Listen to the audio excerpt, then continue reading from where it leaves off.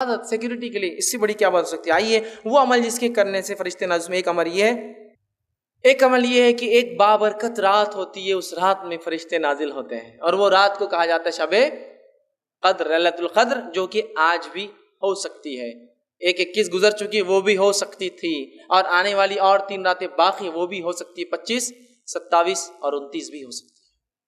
تو شب قدر میں فرشتے اترتے ہیں، جس کی گواہی اللہ رب العزت نے اپنی کتاب کے اندر سورہ قدر سورہ نمبر 97 آیت جو ہے اس پورے سورے کو آپ پڑھیے، اللہ نے فرمایا اِنَّا أَنزَلْنَاهُ فِي لَيْلَةِ الْقَدْرِ، ہم نے قرآن کو لیلۃ القدر میں نازل کیا۔ وَمَا أَدْرَاكَ مَا لَيْلَةُ الْقَدْرِ، اور اے مسلمانوں کیا چیز ہے جو تمہیں سمجھائے لیلۃ القدر کیا ہے؟ لیلۃ القدر خیر من الف شہر، بس تمہاری عقلوں کو اتنی بات تو ضرور سمجھ میں آ جائیں گے، اور اتنا کافی ہے تمہاری سمجھ کے لیے، 1000 مہینوں سے افضل یہ رات ہے۔ تنزل الملائکۃ والروح، اور اترتے ہیں اس رات فرشتے اور جبرائیل، یاد رکھیے، اور جبرائیل علیہ الصلوۃ والسلام کا ایک نام کیا ہے معلوم آپ کو؟ روح۔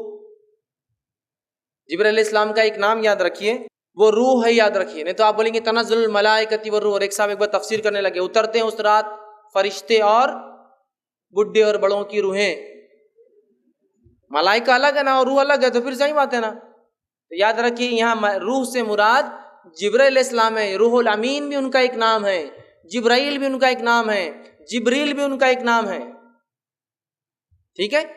تو روح بھی انہیں کہا جاتا ہے، روح الامین بھی کہا جاتا ہے، 4 نام ان کے قرآن میں آتے ہیں، جبرائیل، جبریل، روح الامین اور روح۔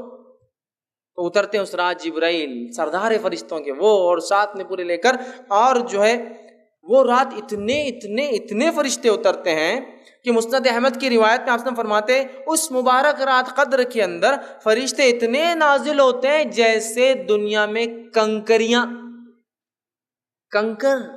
اتنے نازل ہوتے ہیں۔ اور جو علماء لکھتے ہیں اس کی تفسیر میں کہ شب قدر کو قدر اسی لیے کہا جاتا ہے، اتنے زیادہ فرشتے اترتے ہیں کہ قدم رکھنے کو فرشتوں کو جگہ نہیں ہوتی۔ اب اس رات کو بھی کیسے مناتے اور کیا حال ہے ہمارا، مجھے زیادہ بولنے کی ضرورت نہیں ہے۔ پہلے تو 5 میں سے 1 ہے، تو اپنے لیے تو 1 ہی فکس ہے پہلے سے۔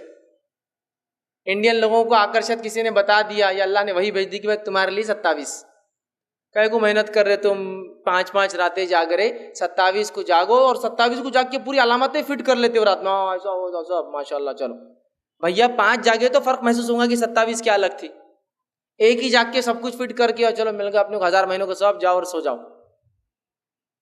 5 تلاش کرنا ہے۔ نبی اکرم صلی اللہ علیہ وسلم سارا آخری عشرہ جاگ کر عبادت کرتے، اعتکاف میں ہوتے، اور بیویوں کے گھر پہ کسی خادم کو بھیجتے، جا کر اٹھاؤ، قدر ہو سکتی ہے آج، جاگو عبادت کرو۔ نہیں 5 رات کون چھٹی دیں گا بھیا، میرے کو چھٹی کہاں ملتی، 5 راتیں کیسے میں جاؤں گا، مشکل ہے۔ ایک دن ملاقات ہوئی، ارے بھائی بہت آپ کی آنکھیں لال لال دکھ رہی، کیا بات ہے؟ 10 راتوں سے سویا نہیں میں، کیوں، کیا مسئلہ ہے؟ گھر میں شادی ہے نا، کوئی معمولی چیز ہے کیا؟ ہلدی، مہندی، سانچک، رجگے، شادی، ولیمہ، جماگی، کیا کیا نہیں رہتا، اتنا سب کرنا پڑتا، تو رات بھر میں جاگ رہا۔ اچھا شب قدر کے 5 وہ نہیں ہو سکتی، کیونکہ شادی کا ثواب شاید اس سے زیادہ ہے وہ جاگنے کا، وہ بدعتوں اور رسومات اور خرافات کرنے کا، اس لیے نہیں ہو رہا۔